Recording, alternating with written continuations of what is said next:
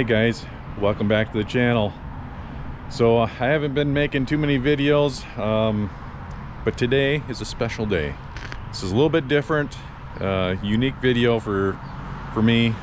I don't do a whole lot of classic cars, so I figured I'll make a video on something a little bit different here. So got a 57 Chevy here, good customer of mine.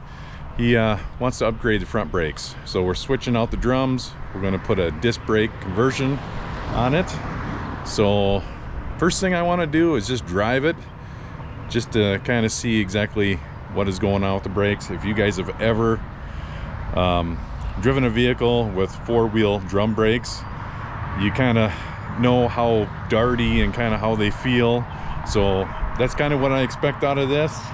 I just want to drive it, get a before, kind of get an after effect on it here and see exactly what kind of difference it made.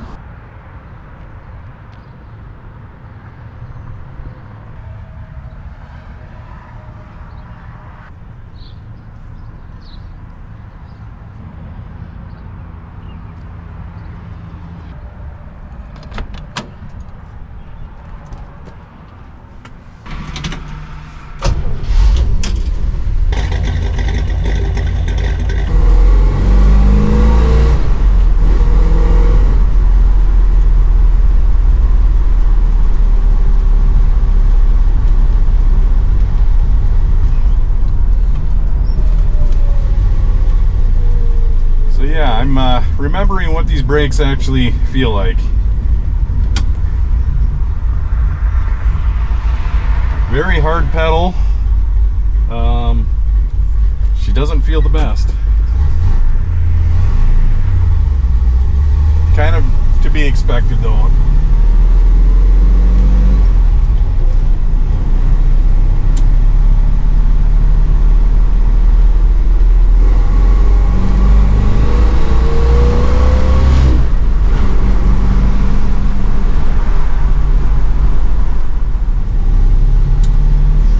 Sounds good though.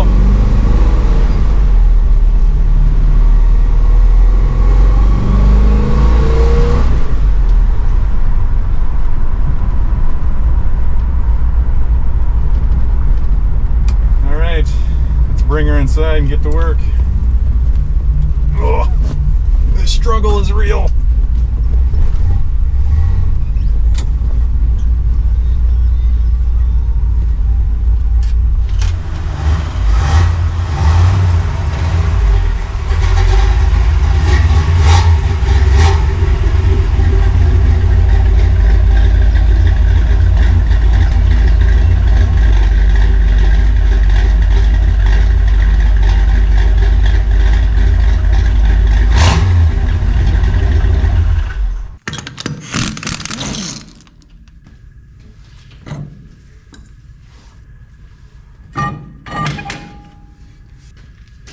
All right, next step, remove the spindle here, or the hub, I should say.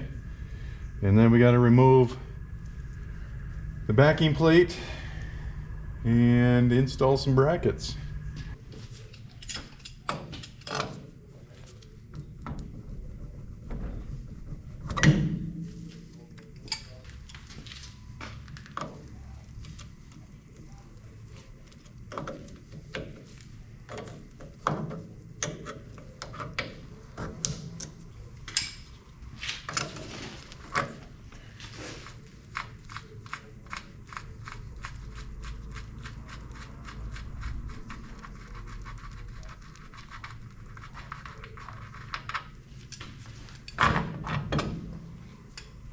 These two bolts, and then if I remember right, it is anchored with the top pivot here. So we do have to pull all the shoes apart and to get the backing plate all off. So let's pull the lines loose and start pulling the shoes off. So I'm noticing when I clean this up, there is a brace in here, so make sure you pull that off. Let me grab the hub here. So backside of the hub, you can actually, the brace will come out past the seal. So make sure you pull that off. Not really concerned about these brake lines because it looks like they're all going to get replaced. Clip off here.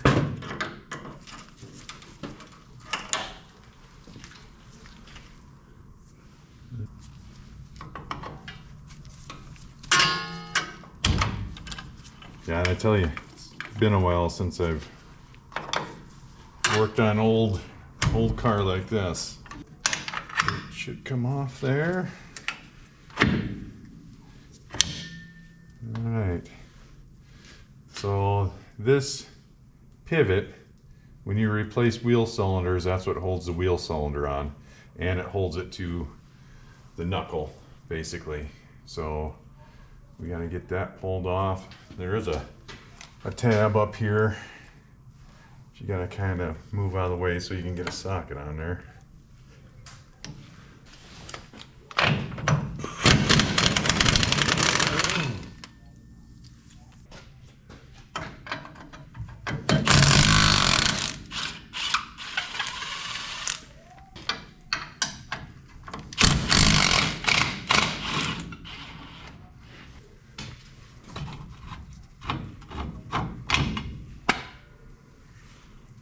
So a little bit more information here. This is a kit number 307 for a 55 to 68 Chevy. So I'm just kind of trying to figure out how these brackets go. They're telling me they could be universal, so you could put them on the front side, calipers on the front side or the back side. We might as well keep them the same as what they were. So let me grab the brackets here and I'll show you how they go on. So the first bracket, I had to stare at the diagram that I couldn't see very well forever to try to figure this out. So it looks like these bolts go through here.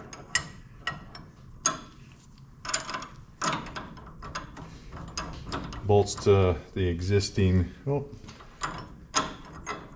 let's get our steering bracket put back up where it belongs.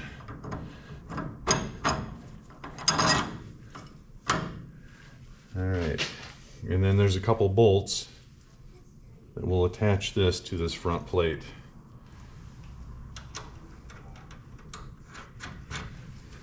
So I'll get these tightened up here, and then we'll start getting that rotor ready to put on here, and kind of go from there.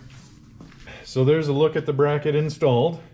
Make sure that this flange is all cleaned up before you put this on, but get your bolts in, and then you can tighten everything up. I did not find a torque spec on any of these bolts, so we just went with holy crap, that's tight torque spec. So yeah, it's not going anywhere, that's for sure. Let's get our rotor assembled and get that put on. Make sure that we have enough clearance around that bracket, and then we can put our caliper on. I'm just getting this rotor ready to put on here, and I don't know if you guys can see that in there, but look at that.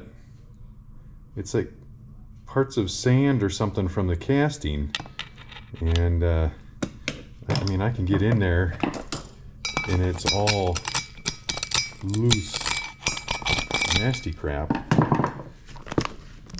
That's what's inside. So not a big fan of that. We need to get that all out of there because that will destroy a bearing very quick. It's kind of a, in my opinion, it's kind of a crude casting. Very crude. So all right, I'm going to spend some time getting that cleaned out of there. All right, so here's the rotor. After cleaning it, I had to use this with a grinding disc to get in there like that and just kind of work all that out of there.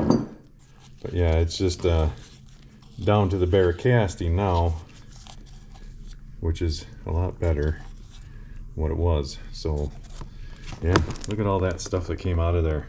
That's what would have been in the bearing. All right, so let's get our bearings packed and put in there. I'm gonna have to use some brake clean and just blow all this out, make sure everything's nice and clean there. Let me get a little grease in here.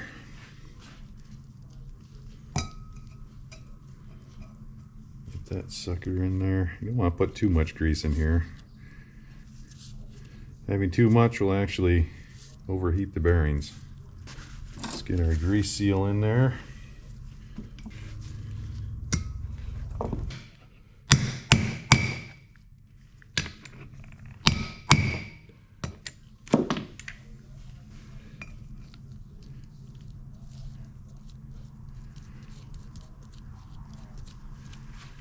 All right, let's take it over the car here and see if she fits on there without having any issues.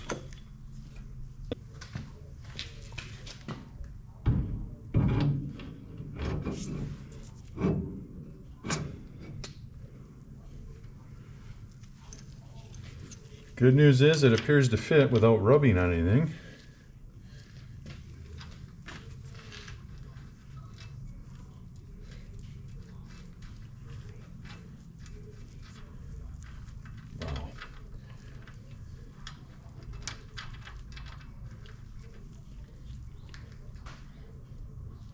Not a big fan of that nut.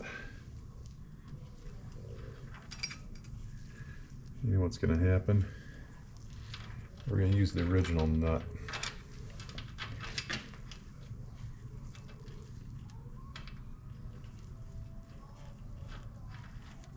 Yeah, those threads are not.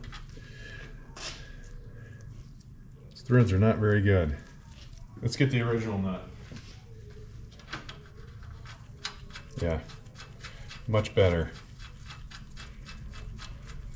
So I'll tell you right now, quality of this kit, I don't know.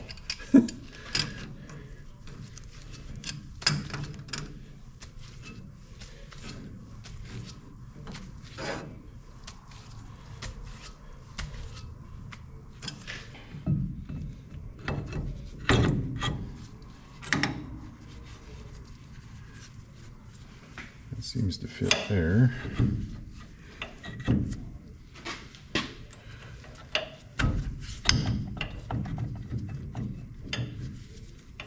What are we hitting on?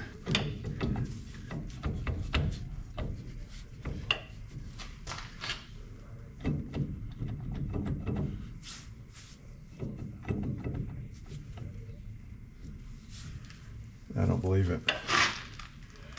I don't believe it. All right, so I can already tell I'm not a big fan of this kit. This caliper will not fit in the rearward position because of the tie bar here. So it's hitting on the back side here. Let me show you. So if you look around here, you can see it hitting right there. So let's we're going to pull everything apart and switch this bracket to the front. Nice. There's a reason why working on classic cars and doing upgrades can be a pain in the ass sometimes. All right, so I'm going to work on getting that switched over to the front side, and yeah, then we'll see if everything fits like it should. I think it should, but we'll see. It is take two. We got the bracket mounted on the front side now instead of the back side. Let's try this caliper and see if she will fit. I'm guessing it will.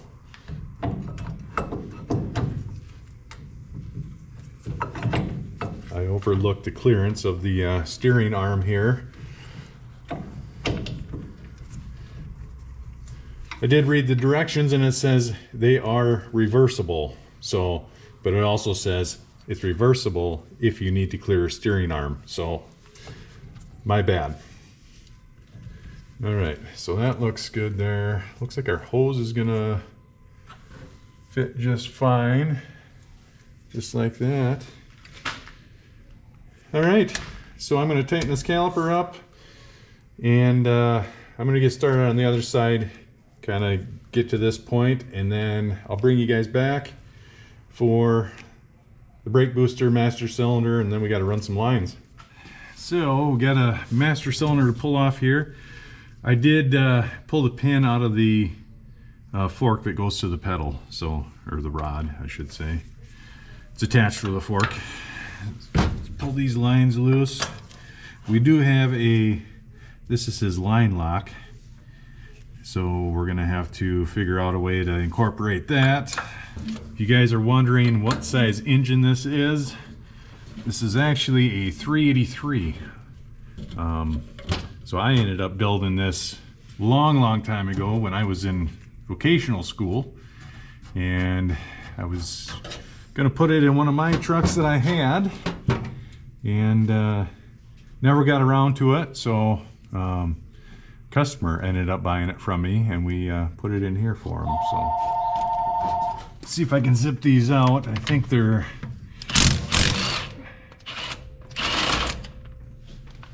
hopefully I don't have to put a wrench on the back side here. Doing this by yourself is kind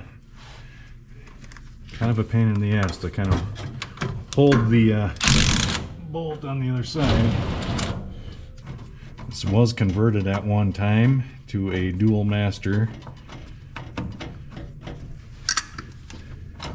It just had a single reservoir on it before.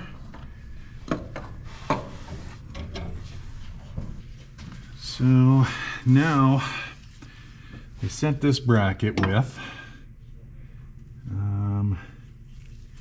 I wish the instructions were a little bit better on this stuff, because this is not, I'm guessing it goes something like that maybe. Yeah. So that is the, I believe the brake pedal assembly is bolted to these up here. Let's see if we can pull those out. Oh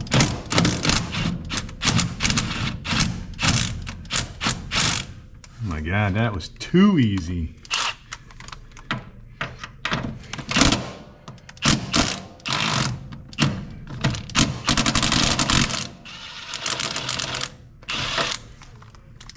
Nice. All right. I think that bracket's going to go right on there. That is my hope anyway. I'm going to say this way.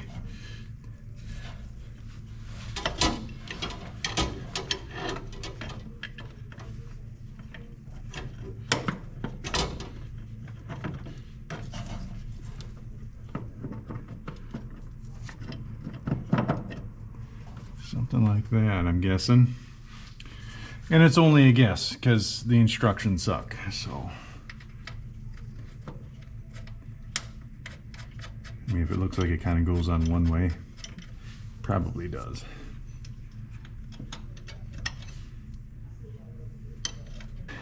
So we got our mounting bracket for the booster in.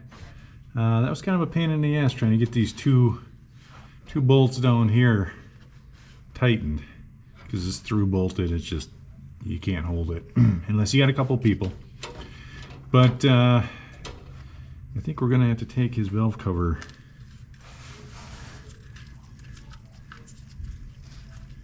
take this off.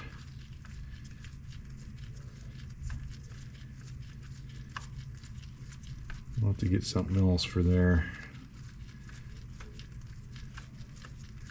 Maybe like a little hex head or something to tighten that down. For right now, she's got to go. All right, let's try and get the booster mounted in here, check for clearances. a little guy, so definitely would not have cleared the valve cover wing nut there. Let's pull these lines off. Get that out of the way.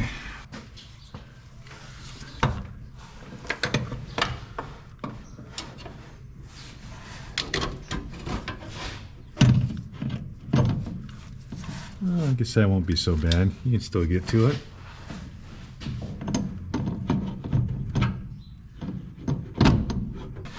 Okay, so these bolts hit these bolts when you try putting this in there.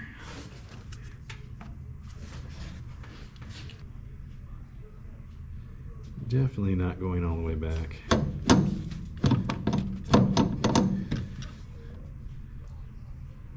All right, well, gotta look at this a little bit closer here. So let me get you in here and I'll show you kind of what I'm dealing with. You see these two studs and these two studs. Well, that's it's not gonna work so well. Can't get it tight. I think what I'm gonna do is just take a little bit off these threads on the booster here. That way it'll at least sit flush. The other studs down here don't come in contact with these studs, so they should have plenty of room. I'm gonna modify this a little bit and see what happens. We finally got this put in there. I'll show you. At least she's tight. Not much room between those bolts though. So she's mounted in there. Let's go check the rod in here. I'll kind of show you what we're dealing with in here. So here's our rod. I did have to cut that a little bit too, only because it was too long and it was actually hitting the backside of the brake pedal there, and I couldn't get the pin in. So yeah, the nuts are loose. It can be adjusted now, but I think we're pretty close to where we need to be. So let's get the master cylinder on. Check fitment here and make sure we're good to go. We got our little pin in there.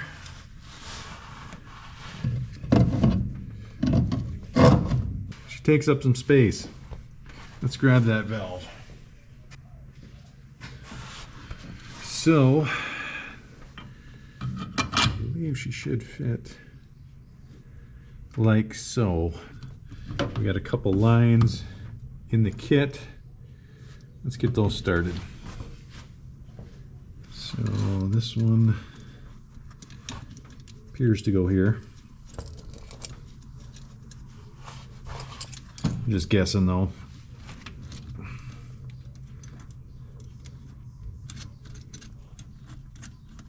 Seems like a good spot for it. Okay, so we got the booster master cylinder in here. We got the lines going to the proportioning valve. We got a rear line connected. That's the original line. Nothing changes there. So we got to get his line lock hooked back up here. There is a port on the bottom here, port on top, and it's left or right. It doesn't matter. According to the manual, it says you can use either one. What I'm thinking is, and hopefully it doesn't affect anything, I'm just going to block off this bottom one, run a line from here to the inlet side of the line lock, and then we got a port here and a port here, so either right front, left front. But yeah, we're gonna get rid of this old line and get these lines made up, and we should be on our way to bleeding this out and seeing if it made a big difference like I suspect it will. That does it for the left side. we're moving on to the right side. So we're just finishing up here, dealing with this line lock. This bottom port and this top port are for the front circuit. This is for the rear. So I'm hoping there's no issue just coming off one of these ports for the supply line for the line lock, and then it splits off into both circuits here. I think that'll work. So next step, add some fluid, bleed some brakes, and take it for a drive.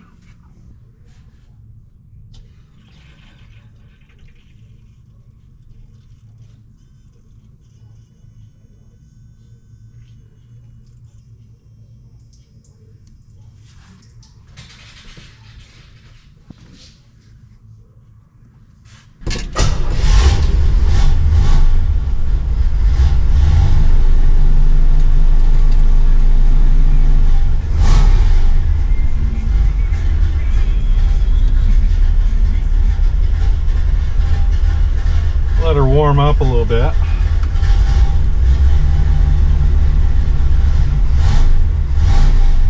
She's kind of a ratty bitch. Well, we got brakes. That's a good sign.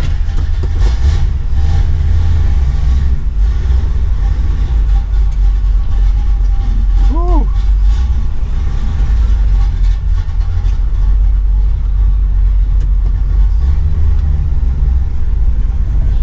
Touchier than the other ones, that's for sure.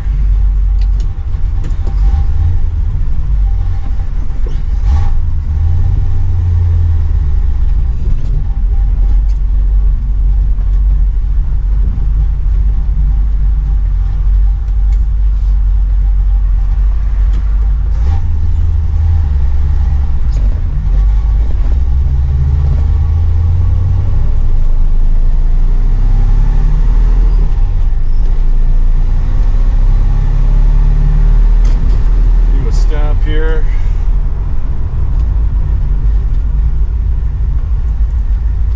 Oh yeah, way better.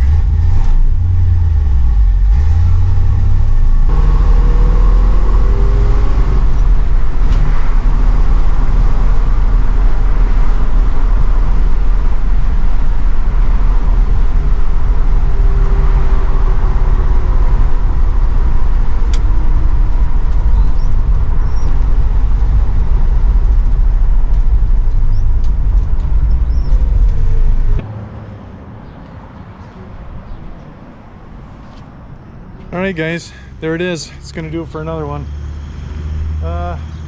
Performed pretty good. I would say the installation, not the best. Kind of a pain in the ass. But thanks for watching, and we'll see you next time.